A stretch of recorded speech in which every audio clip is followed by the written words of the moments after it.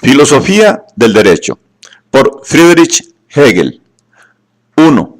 Introducción para la crítica de la filosofía del derecho de Hegel, por Karl Marx. Para Alemania, en resumen, la crítica de la religión está terminada, y la crítica de la religión es la premisa de toda crítica. La existencia profana del error está comprometida cuando se impugna su celeste oratio pro aris et phosis. El hombre que ha encontrado solo el reflejo de sí mismo en la fantástica realidad del cielo, donde buscaba un superhombre, no se sentirá más dispuesto a encontrar solo la apariencia de sí mismo, solo la negación del hombre, donde indaga y debe buscar su verdadera realidad. El fundamento de la crítica religiosa es: el hombre hace la religión, y no ya la religión hace al hombre. Y verdaderamente, la religión es la conciencia y el sentimiento que de sí posee el hombre, el cual aún no alcanzó el dominio de sí mismo o no lo ha perdido ahora. Pero el hombre no es algo abstracto, un ser alejado del mundo. Quien dice el hombre, dice el mundo del hombre, estado, sociedad. Este estado, esta sociedad, produce la religión, una conciencia subvertida del mundo, porque ella es un mundo subvertido. La religión es la interpretación general de este mundo, su resumen enciclopédico, su lógica en forma popular, su punto de honor espiritualista, su exaltación, su sanción moral, su solemne complemento, su consuelo y justificación universal. Es la realización fantástica del ser humano, porque el ser humano no tiene una verdadera realidad. La lucha contra la religión es entonces directamente la lucha contra aquel mundo, cuyo aroma moral es la religión. La miseria religiosa es al mismo tiempo la expresión de la miseria real y la protesta contra ella. La religión es el sollozo de la criatura oprimida, es el significado real del mundo sin corazón, así como es el espíritu de una época privada de espíritu. Es el opio del pueblo. La eliminación de la religión como ilusoria felicidad del pueblo es la condición para su felicidad real. El estímulo para disipar las ilusiones de la propia condición es el impulso que ha de eliminar un estado que tiene necesidad de las ilusiones. La crítica de la religión, por lo tanto, significa en germen la crítica del valle de lágrimas del cual la religión es el reflejo sagrado. La crítica ha deshojado las flores imaginarias de la cadena, no para que el hombre arrastre la cadena que no consuela más, que no está embellecida por la fantasía, sino para que arroje de sí esa esclavitud y recoja la flor viviente. La crítica de la religión desengaña al hombre, el cual piensa, obra, compone su ser real como hombre despojado de ilusiones, que ha abierto los ojos de la mente, que se mueve en torno de sí mismo y así en torno de su sol real.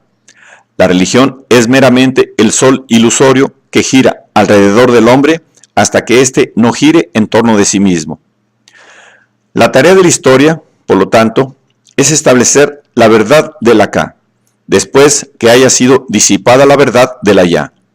Ante todo, el deber de la filosofía, que está al servicio de la historia, es la de desenmascarar la aniquilación de la persona humana en su aspecto profano, luego de haber sido desenmascarada la forma sagrada de la negación de la persona humana.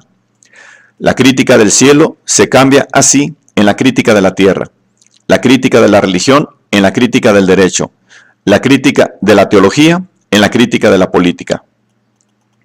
La consecuencia que sigue, una contribución a este trabajo, no se vincula directamente al original, sino a una copia, a la filosofía alemana del Estado y del derecho, por ninguna otra razón que porque se vincula a Alemania. Si se quisieran tomar los movimientos del statu quo alemán, aunque solo de manera moderada, esto es, negativa, el resultado sería siempre un anacronismo. También la negación de nuestro presente político se encuentra ya como un hecho empolvado en el depósito de la confusión histórica de los pueblos modernos.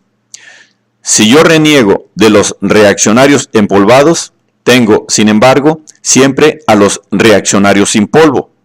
Si yo condeno las condiciones de la Alemania de 1843, estoy apenas con el cómputo francés en el año 1789, aún menos en el fuego episoidal del presente.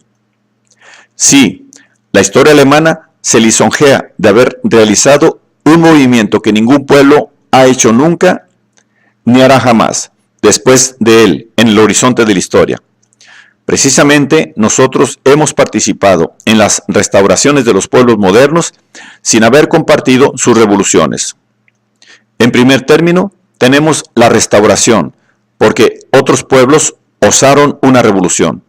Y en segundo lugar, porque otros pueblos padecieron una contrarrevolución. Una vez porque nuestros amos tuvieron pavor y otra porque nuestros señores no tuvieron miedo. Así, nosotros una sola vez nos encontramos con nuestros pastores a la cabeza, en compañía de la libertad, el día de los funerales. Una escuela que legitima la abyección de hoy con la abyección de ayer. Una escuela que declara rebelde todo grito del siervo contra el Knut, desde el momento en que el Knut es un Knut antiguo, un Knut hereditario, un Knut histórico. Una escuela a la cual la historia, como el Dios de Israel a su siervo Moisés, se manifiesta solo a posteriori. La escuela histórico-jurídica habría por ser descubierto, la escuela histórico-jurídica habría, por eso, descubierto la historia alemana, si ella misma no hubiese sido una invención de la historia alemana. Shylock, pero un Shylock servil. Ella jura por cada libra de carne cortada del corazón del pueblo alemán sobre su crédito histórico, sobre su crédito cristiano-germánico. Al contrario, entusiastas ingenuos, alemanes de sangre y liberales por reflexión, buscan nuestra historia de la libertad más allá de nuestra historia en las primitivas selvas teutónicas. Pero, ¿en qué se distingue nuestra historia de la libertad de la historia de la libertad del jabalí? Si se debe ir a encontrarla solo en las selvas. Además, es sabido que en cuanto se grita en la floresta, resuena el eco fuera de ella. Paz, por lo tanto, a las primitivas selvas teutónicas. Guerra a las presentes condiciones germánicas. Absolutamente. Ellas están por debajo del nivel de la historia, por debajo de toda crítica, pero siguen siendo objeto de la crítica, como el delincuente que está por debajo del nivel de la humanidad no deja de ser un problema para el verdugo. En la lucha con ellas, la crítica no es una pasión del cerebro, sino el cerebro de la pasión. No es el escalpelo anatómico, es un arma. Su objeto es su enemigo, que ella no quiere discutir, pero sí aniquilar, puesto que el espíritu de estas condiciones es impugnado. En sí y para sí, no son objetos dignos de consideración, sino existencias tanto despreciables como despreciadas. La crítica para sí no tiene necesidad de adquirir la conciencia de este objeto, puesto que no ha de sacar nada. Ella no se considera a sí misma como fin, sino solo como medio. Su pathos sustancial es la indignación y su obra esencial la denuncia. Todo se reduce al bosquejo de una recíproca, sorda presión de todas las esferas sociales, entre ellas un general mal humor inactivo, de una segunda angustia mental que se confiesa y se desconoce. Todo comprendido en el encuadramiento de un sistema de gobierno que, viviendo de la conservación de todas las mezquindades, no es el mismo nada más que la mezquindad gobernante. ¡Qué espectáculo! La subdivisión progresiva al infinito de la sociedad, en las más variadas razas, que están una frente a la otra con pequeñas antipatías, mala conciencia y mediocridad brutal, y que, por su misma recíproca situación equívoca y sospechosa, son tratadas todas ellas, por sus amos, como entes que existen por concesión, sin distinción alguna entre aquellas, aunque con diversas formalidades. Y deben reconocer y considerar como una concesión del cielo también el ser dominadas, gobernadas y poseídas. Cosa muy distinta es la de aquellos mismos señores cuya grandeza está en proporción inversa a su número. La crítica que se ocupa de este contenido es la crítica de la muchedumbre, y en el tropel no se trata de ver si el adversario es un adversario noble, de iguales condiciones interesantes. Se trata de golpearlo. Se trata de no dejar a los alemanes un solo momento para ilusionarse o resignarse. Se debe hacer más oprimente la opresión. Se debe hacer más oprimente la opresión real, añadiéndole la conciencia de la opresión. Se trata de volver aún más sensible la afrenta haciéndola pública. Necesita imaginarse cada esfera de la sociedad como la Party Hohenhaus de la sociedad alemana. Se deben constreñir relaciones petrificadas a la danza, cantándoles su profética melodía. Es preciso enseñar al pueblo a asustarse de sí mismo, para darle coraje.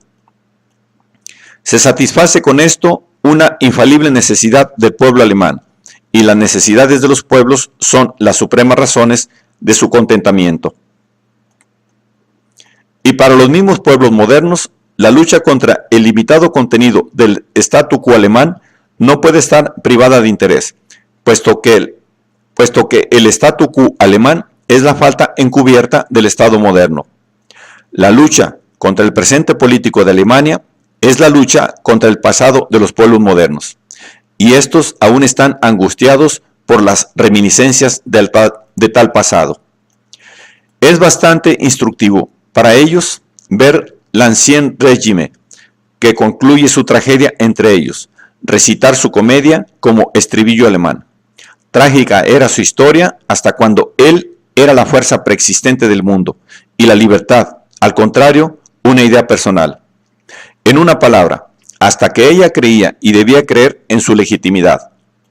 Hasta que el viejo régimen, como orden social existente, luchaba con un mundo que se venía formando, existía de parte suya un error de la historia mundial, pero no un error personal. Por eso, su ruina era trágica. En cambio, el actual régimen alemán, un anacronismo, una flagrante contradicción contra un axioma reconocido universalmente, que mostraba a los ojos de todo el mundo la nulidad del viejo régimen, se figura que puede aún creer en sí mismo y quiere que el mundo comparta esta supersticiosa idea. Creyendo en su propia realidad, la escondería quizás bajo la apariencia de algo distinto y buscaría su salvación en la hipocresía y el sofisma.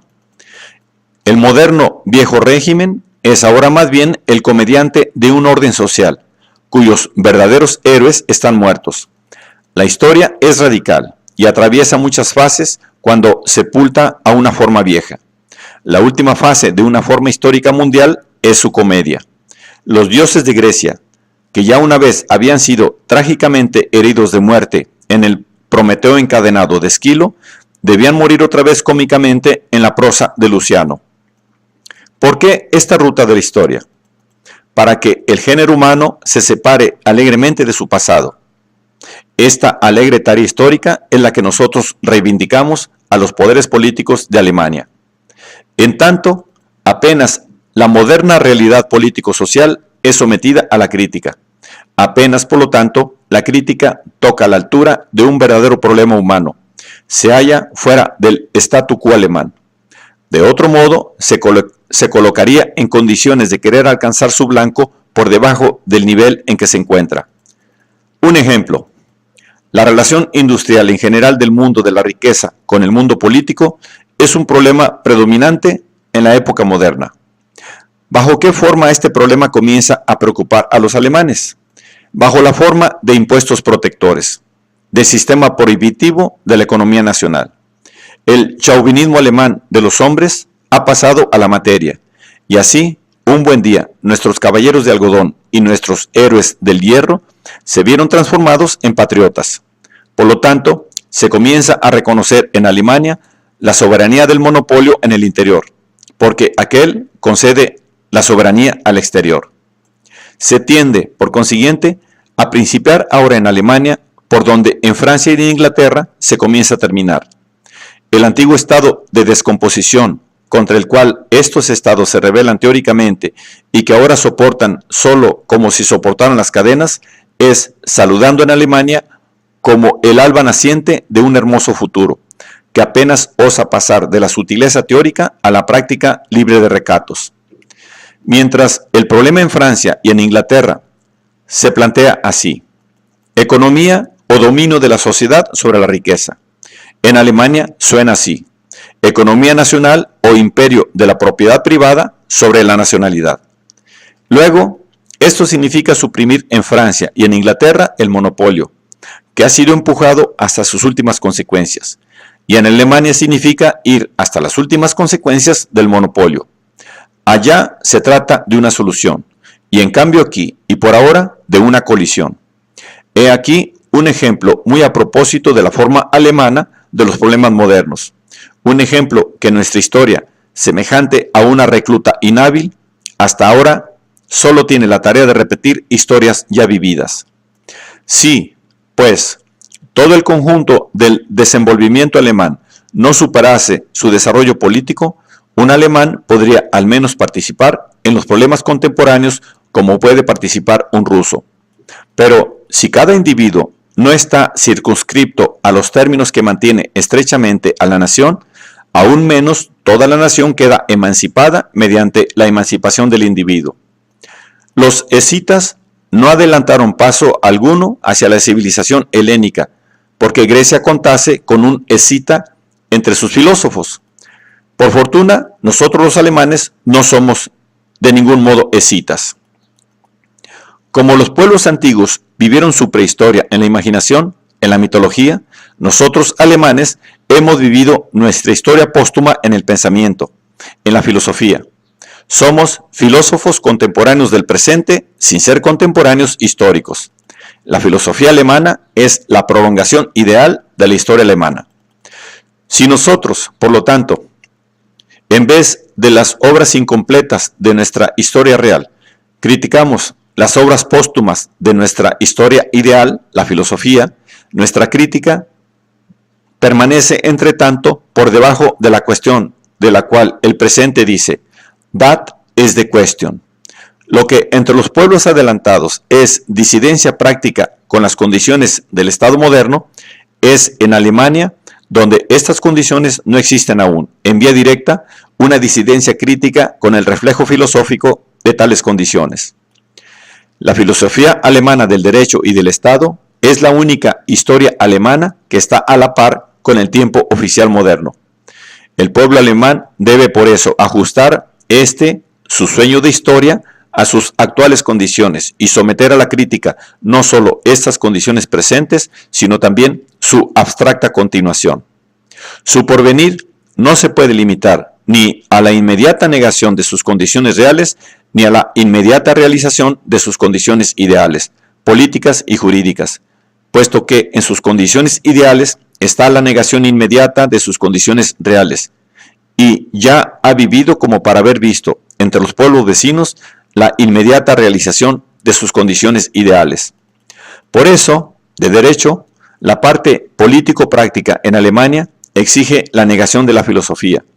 Su carcoma no reside ya en esta exigencia, sino en detenerse en ella, a la que no traduce seriamente ni puede llevar a la práctica. Ella cree resolver esta negación con volver la espalda a la filosofía y torciendo la cabeza, murmurar acerca de ella algunas frases coléricas y superficiales. La estrechez de su horizonte no cuenta a la filosofía, ni siquiera en el ámbito de la realidad alemana, o la estima por debajo de la praxis alemana y de las doctrinas inherentes a estas. Vosotros queréis que os tomen los movimientos de un germen real de vida, pero olvidáis que el germen real de vida del pueblo alemán ha fructificado solo bajo su bóveda craneana. En una palabra, vosotros no podéis suprimir la filosofía sin realizarla. En el mismo error, solo que con factores invertidos, incurre la parte política teórica que extraía movimientos de la filosofía. Ella vio en la lucha actual solo la lucha crítica de la filosofía con el mundo alemán. No ha considerado que la filosofía hasta hoy pertenece a este mundo y es su complemento ideal, sea como fuere. Crítica hacia la parte adversaria. Ella, en este punto, nos conducía sin crítica respecto a sí misma, mientras tomaba las bases de las premisas de la filosofía y se detenía en los resultados obtenidos, o bien daba como exigencias y resultados inmediatos de la filosofía, exigencias y resultados percibidos por otro conducto. También aquellos, establecida su exactitud, se pueden sostener, sin embargo, solo mediante la negación de la filosofía profesada hasta ahora, de la filosofía como filosofía. Nosotros nos reservamos un designio más profundo en este punto. Su falta fundamental se reduce a creer poder realizar la filosofía sin negarla. La crítica de la filosofía del derecho y del Estado, que por obra de Hegel ha tenido la más consecuente, rica y última consideración, es lo uno y lo otro, tanto el análisis crítico del Estado y de la realidad vinculada a él, cuanto la decidida negación de toda forma seguida hasta nosotros de la conciencia política y jurídica alemana, cuya expresión más noble, más universal, elevada a ciencia, es precisamente la filosofía del derecho especulativo. Si solo en Alemania era posible la filosofía del derecho especulativo, este abstracto, exuberante pensamiento del Estado moderno, cuya realidad perdura más allá, este más allá puede hallarse también solo allende el Rin. Igualmente, el pensamiento alemán de llegar al concepto de Estado moderno abstrayendo del hombre real, por más que anormal, solo era posible porque y en cuanto el mismo Estado moderno hace abstracción del hombre real y responde a los planes del hombre total, no dividido de un modo imaginario. Los alemanes han pensado que los otros pueblos han hecho. Los alemanes han pensado lo que los otros pueblos han hecho. Alemania ha sido su conciencia teórica. La abstracción y elevación de su pensamiento marcharon siempre a igual paso con la unilateralidad y la humildad de su vida real. Por lo tanto, si el statu quo del Estado alemán expresa la conclusión del antiguo régimen, la transformación de leña en carne del Estado moderno, el statu quo de la ciencia alemana del Estado, expresa el incumplimiento del Estado moderno, el deshacerse de su propia carne. Ya como decidida contraposición a la forma hasta ahora conocida de la conciencia práctica alemana, la crítica de la filosofía del derecho especulativo no va a terminar en sí misma, sino en un problema para cuya solución solo hay un medio, la praxis. Se pregunta, ¿puede Alemania llegar a una praxis?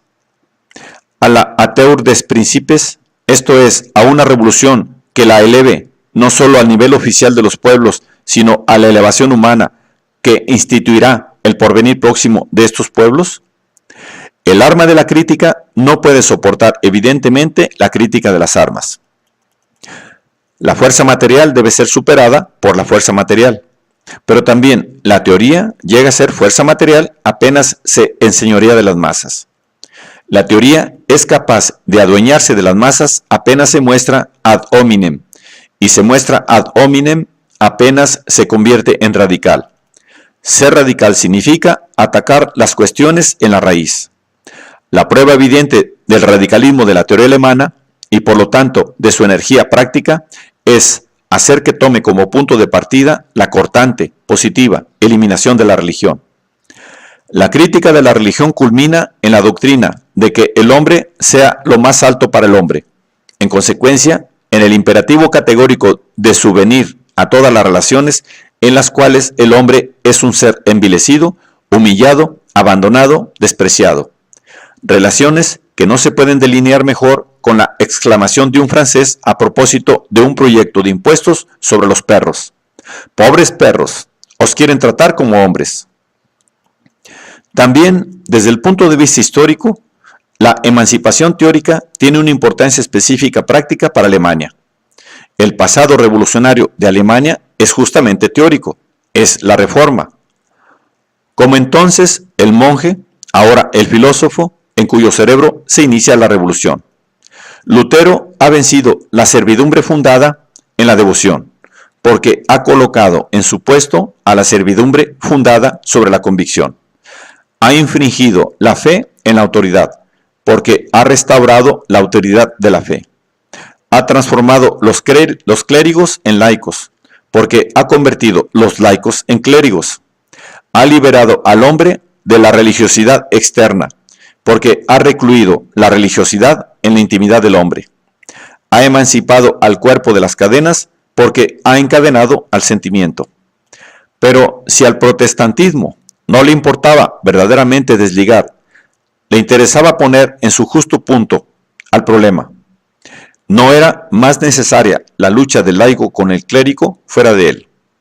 Importaba la lucha con su propio clérigo íntimo, con su naturaleza sacerdotal. Y si la transformación protestante de laicos alemanes en curas,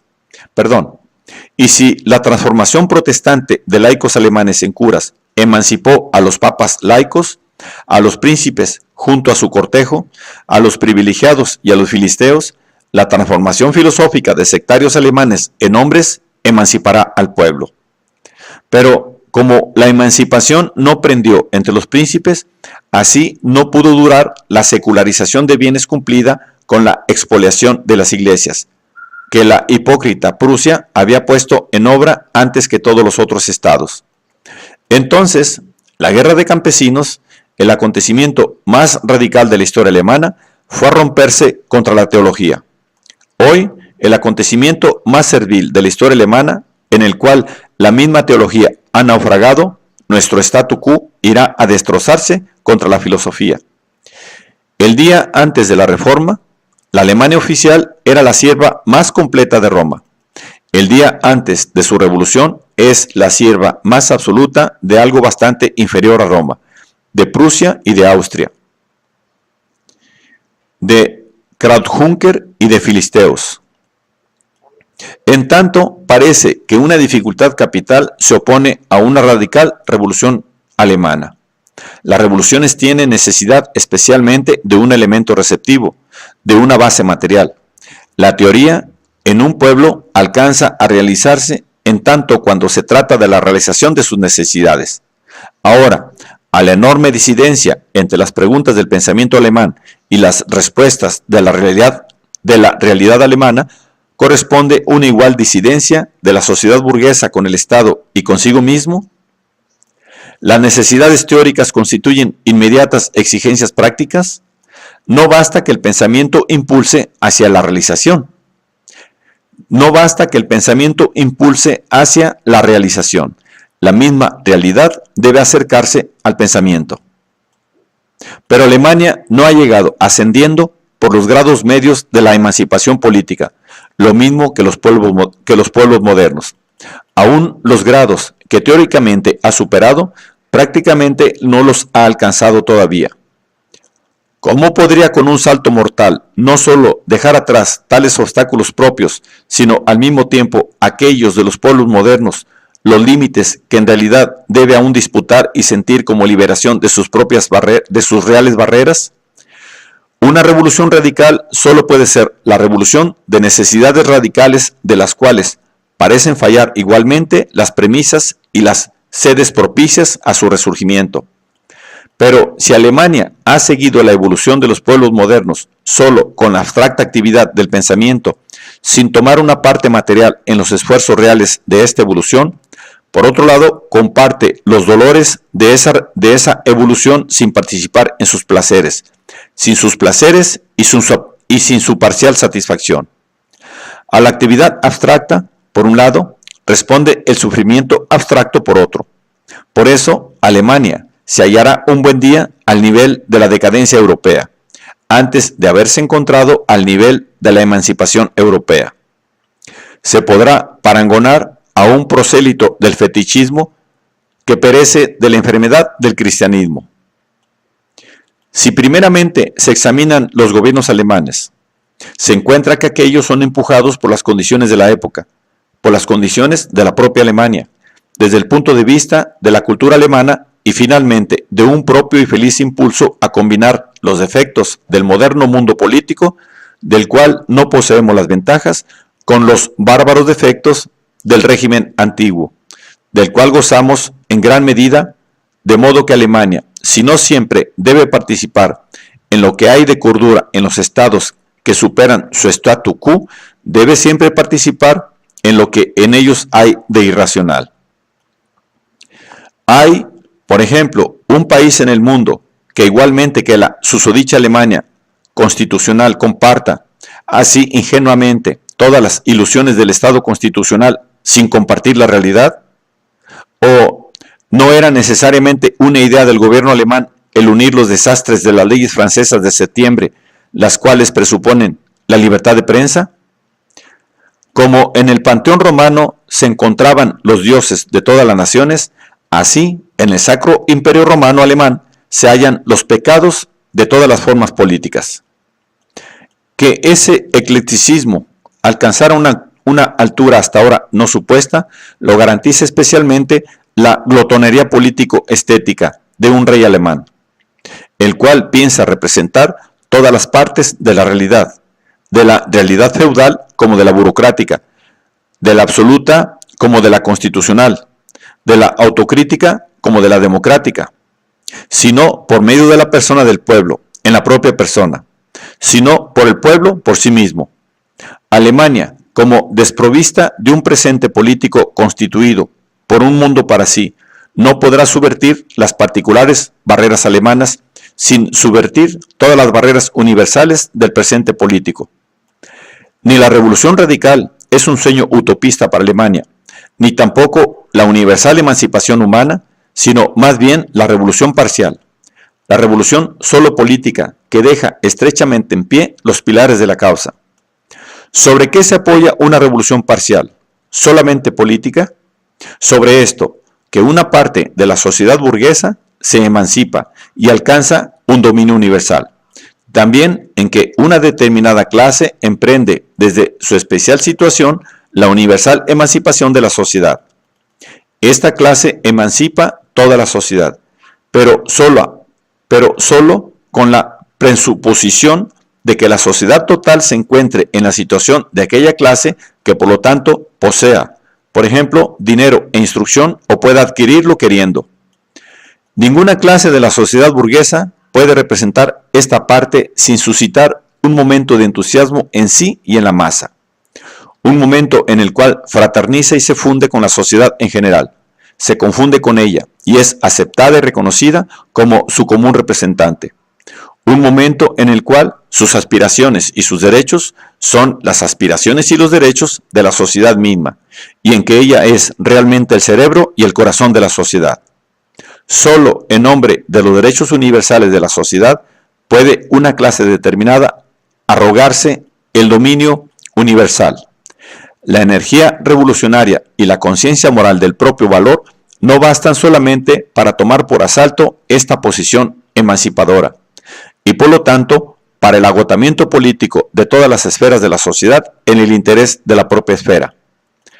Para que coincidan la revolución de un pueblo y la emancipación de una clase particular de la sociedad burguesa, para que un estado de la sociedad se haga valer por todos.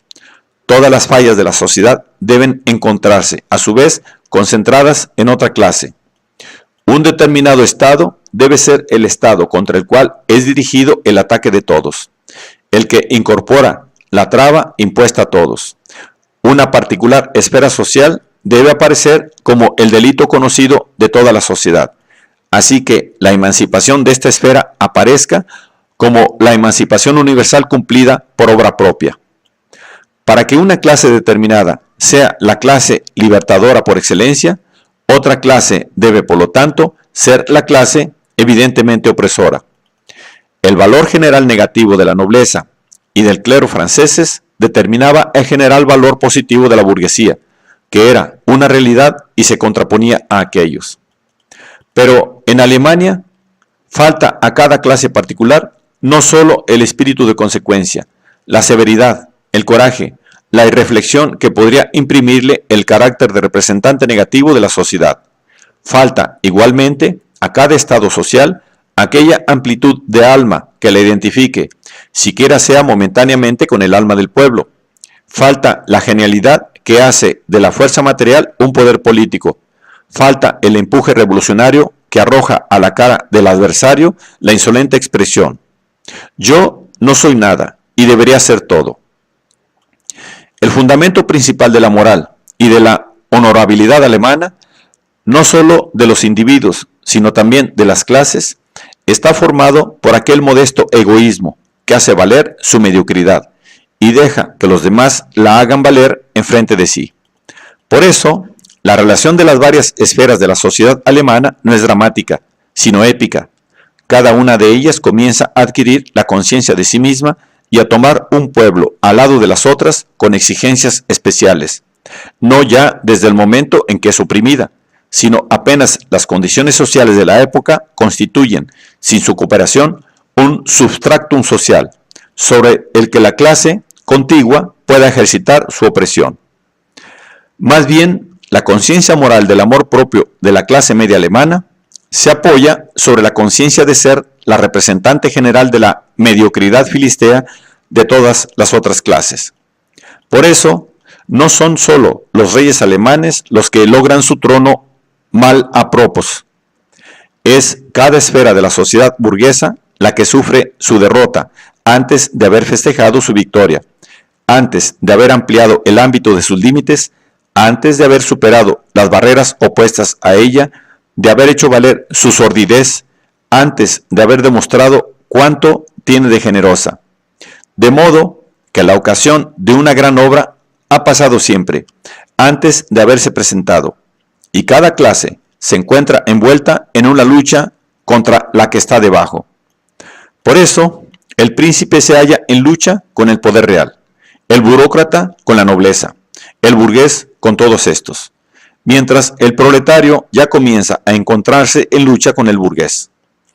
La clase media apenas osa concebir, desde su punto de vista, el pensamiento de la emancipación, y ya la evolución de las condiciones sociales, así como el progreso de la teoría política, vuelven anticuado o al menos problemático ese punto de vista.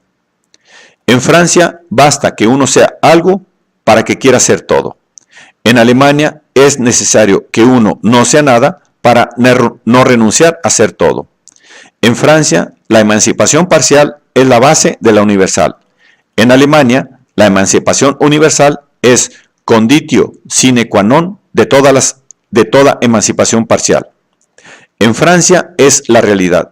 En Alemania es la imposibilidad de la gradual emancipación la que trae la íntegra libertad.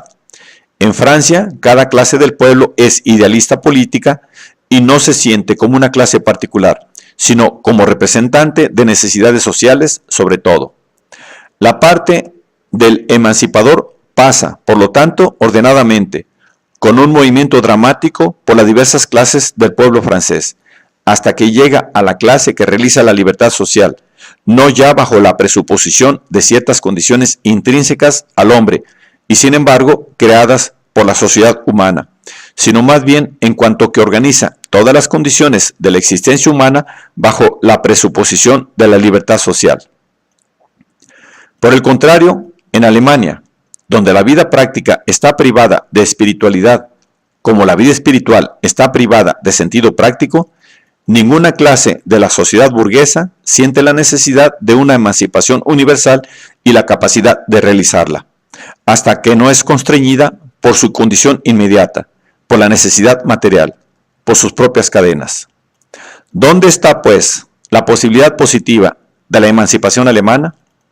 Se responde: en la formación de una clase radicalmente esclavizada, de una clase de la sociedad burguesa que no es una clase de la sociedad burguesa, de un estado social que es la desaparición de todos los estados sociales, de una esfera que obtiene de sus sufrimientos universales un carácter universal y no alega ningún derecho especial porque ella no padece una injusticia social, sino la injusticia en sí, que no puede ya apelar a un pretexto histórico, sino a un pretexto humano, que no se halla en contradicción alguna particular con las consecuencias, sino en una universal contradicción con las premisas del orden público alemán.